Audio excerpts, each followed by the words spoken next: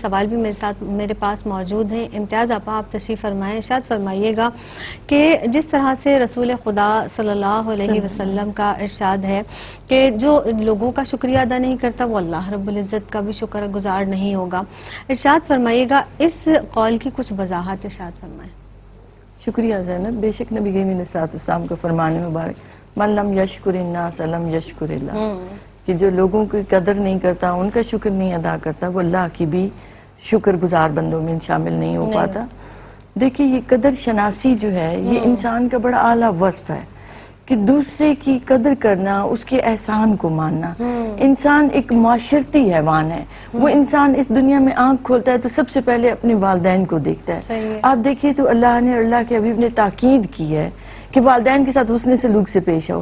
وہ والدین کے جنہوں نے تمہیں پالا پوسا، تمہارے لیے تکلیفیں سہی، مصائب سہی۔ آپ دیکھیں حضرت اسماء رضی اللہ تعالیٰ عنہ کی والدہ آتی ہیں جنہوں نے ابھی اسلام قبول نہیں کیا تھا، اور آ کے پوچھنے آتی ہیں کہ میرا کیا فرض بنتا ہے ان کے لیے، تو آپ علیہ الصلوۃ والسلام فرماتے ہیں کہ جاؤ ان کی خدمت کرو، ان سے حسن سلوک سے پیش آؤ۔ انہوں نے اسلام قبول نہیں کیا، مگر کیا ہے کہ والدہ ہونے کے ناطے ان کا یہ حق ہے۔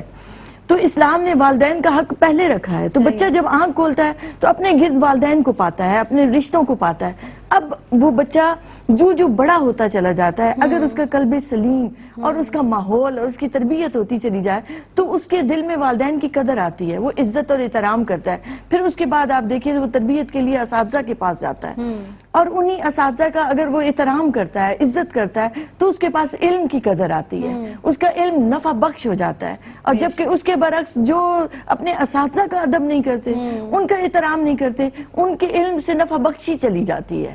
تو آپ دیکھیں تو انسانوں کے ساتھ منسلک ہوتا چلا گیا، اور یہی اس کی قدر شناسی اسے اللہ رب العزت کی طرف لے جاتی ہے۔ جہاں وہ والدین کی قدر کر رہا ہے، اساتذہ کی قدر کر رہا ہے، اپنے دوست احباب کی قدر کر رہا ہے، جو اس پر احسان کرتا ہے وہ اس سے بہتر اس کو کرنے کی کوشش کرتا ہے، تو یہ اس کی شخصیت نکھر کر آتی ہے۔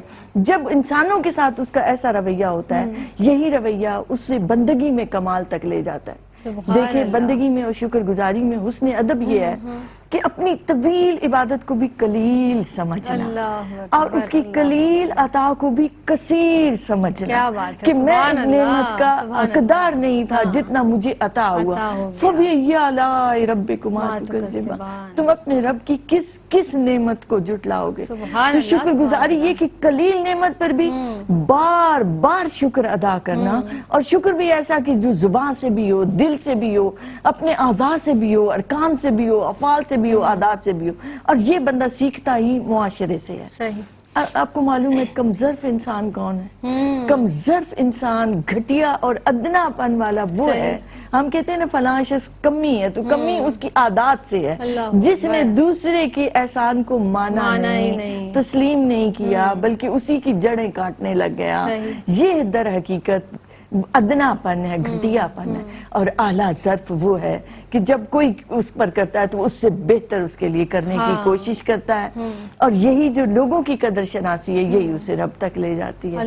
حضور اکرم صلی اللہ علیہ وآلہ وسلم کی غلامی میں اور ان کی محبت میں شامل کر دیتی ہے، اور اگر وہ انسانوں کی قدر نہیں کرتا تو وہ رب کی بھی نہیں کرتا۔ آپ دیکھیں خواجہ سلطان الہند کی، اگر ٹائم ہو تو میں وہ واقعہ رکھ دوں کہ حضرت ابراہیم قندوزی رحمۃ اللہ علیہ آتے ہیں تو سلطان الہند جو 15 برس کے لڑکے سے ہیں، بچے ہیں، اور باغ ہے اور چکی، ان بزرگ کی خدمت کرتے ہیں، تو ان کو آ کے بٹھاتے ہیں، ان کو دیتے ہیں، انگور پیش کرتے ہیں تو وہ اپنی طرف سے ان کو دیتے ہیں کہ یہ ہماری دعوت ہے، ایک روٹی کا ٹکڑا دیتے ہیں۔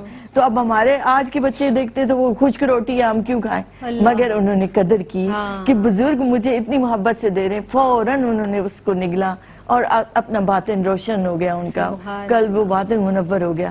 اب یہ دیکھیں وہاں سے پھر ان کی زندگی کا سفر شروع ہوتا ہے ولایت کی طرف، اس طرف، اور شروع کہاں سے ہوا؟ ایک بزرگ کی خدمت سے۔ تو یہ ہے کہ آپ لوگوں کی قدر کرتے ہیں، ان کی عزت کرتے ہیں، احترام کرتے ہیں، جو ان کا حق ہے ان کو وہ دیتے ہیں، تو اس کی خصائص آپ کے اندر آتے ہیں، اس کی جو برکات ہیں وہ آپ کو ملتی ہیں۔ سبحان اللہ۔